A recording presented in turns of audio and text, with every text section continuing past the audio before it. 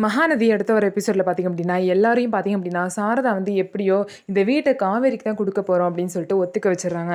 அதனால் பார்த்திங்க அப்படின்னா சரி வேறு வழியே இல்லை அப்படின்னு சொல்லிட்டு கங்காவும் யமுனாவும் பார்த்திங்கன்னா இதுக்கு ஒத்துக்கிறாங்க. ஒத்துக்கிட்டதுக்கப்புறம் எல்லோரும் பார்த்திங்க அப்படின்னா அந்த கொடைக்கானல் வீட்டுக்கு போயிட்டு அங்கேயே பார்த்திங்க அப்படின்னா அவங்க அப்பா கிட்ட இந்த மாதிரி அவங்க அப்பா ஃபோட்டோ முன்னாடி வச்சு எல்லாருமே சாமி கும்பிட்றாங்க. சாமி கும்பிட்டு பார்த்திங்க அப்படின்னா இந்த வீட்டை காவேரி பெருக்கி எழுதி வச்சிடலான்னு சொல்லிட்டு கிளம்புறாங்க. ஆனால் அந்த நேரம் பார்த்து அந்த வீட்டுக்குள்ளே பார்த்திங்க அப்படின்னா ஒரு லேடி, ஒரு பையன், ஒரு பொண்ணும் வராங்க. பார்த்தீங்கன்னா, அந்த லேடி தான் வந்து பார்த்தீங்கன்னா, எல்லாரையும் பார்த்து, "நீ காவேரி தானே, நீ கங்கா தானே" அப்படின்னு சொல்லிட்டு பேசுறாங்க. "யார் நீங்க?" அப்படின்னு சொல்லிட்டு கேட்கும்போது, இந்த மாரி சாரதாவ பார்த்து, "உனக்கு அவருக்கு என்ன முறை இருக்கோ, அதே முறை தான் எனக்கும்" அப்படின்னு கேட்குறாங்க. "ச்சீ என்ன இவ்வளோ அசிங்கமா பேசுற? நான் அவருக்கு பொண்டாட்டி. அப்ப நீ என்ன?" அப்படின்னு கேட்கும்போது, "நானும் அவருக்கு பொண்டாட்டி தான்" அப்படின்னு சொல்லிட்டு அந்த லேடி வந்து சொல்றாங்க. இத கேட்ட குடும்பமே ரொம்ப ஷாக் ஆயிடுறாங்க.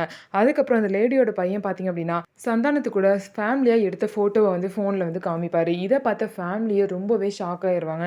ஸோ இவ்வளோ தூரம் மறைச்ச ஒரு விஷயம் இப்போ வெளிய வந்திருக்கு. ஸோ இதுக்கப்புறம் வந்து சொத்த பிரிச்சாலுமே அந்த பசங்களுக்கும் சேர்த்து தான் பிரிக்க முடியும். ஸோ இதுக்கப்புறம் என்னென்ன பிரச்சனைலாம் வெடிக்க போகுது அப்படின்னு சொல்லிட்டு நம்ம வெயிட் பண்ணி பார்க்கலாம்.